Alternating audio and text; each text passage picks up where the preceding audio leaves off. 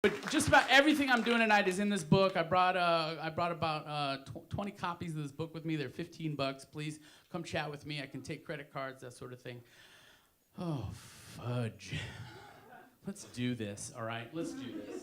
Oh, wait, I gotta take us a story real quick. I was hanging out at a bar. So I'm on the road most of my life. And most of the time throughout the year I'm on the road. And, I end up in a lot of bars, drinking ginger ale, writing my bullshit feelings down on napkins. And, just being a poet on the road.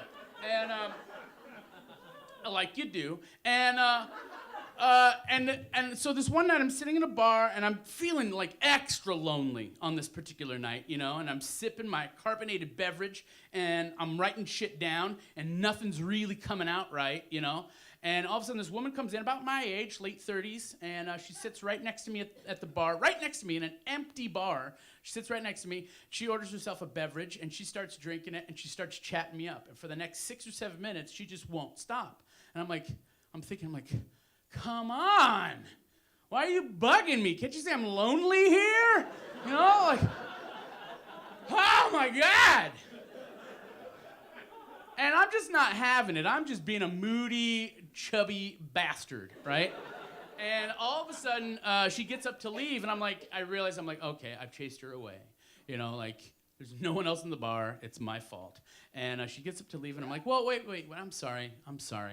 Where are you going? She goes, well, I might as well go home and feed my cat. I'm like, no, your cat's fine. It'll survive a night without you. She says, no, he can't be alone overnight. I tell her I feel the exact same way all the time. And I actually have something to offer the world. Always a delay.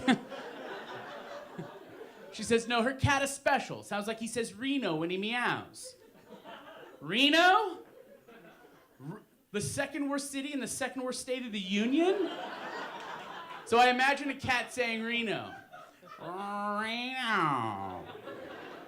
Reno. Reno, Nevada.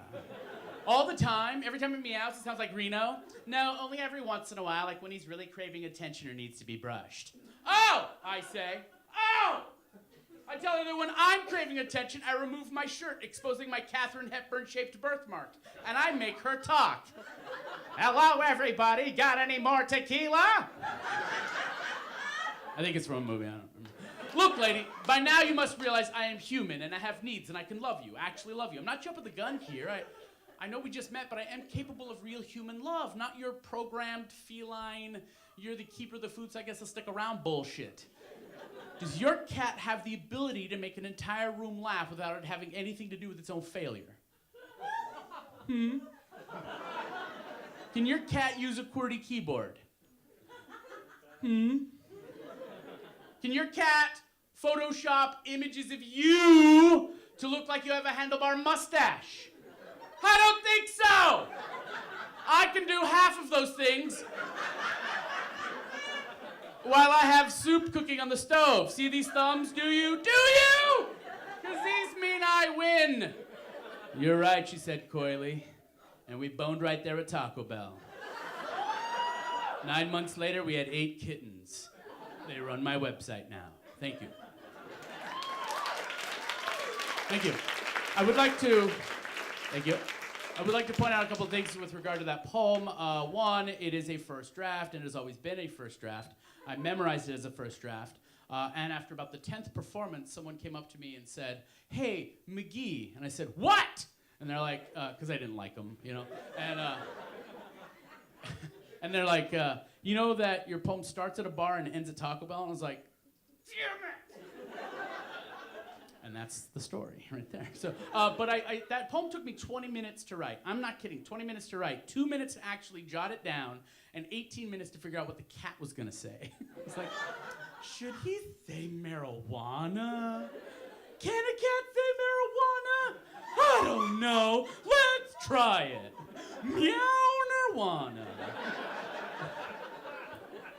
That's how I talk when no one's around at home. Hi! Sort of an Ed Wynn from Mary Poppins, Oh, dear!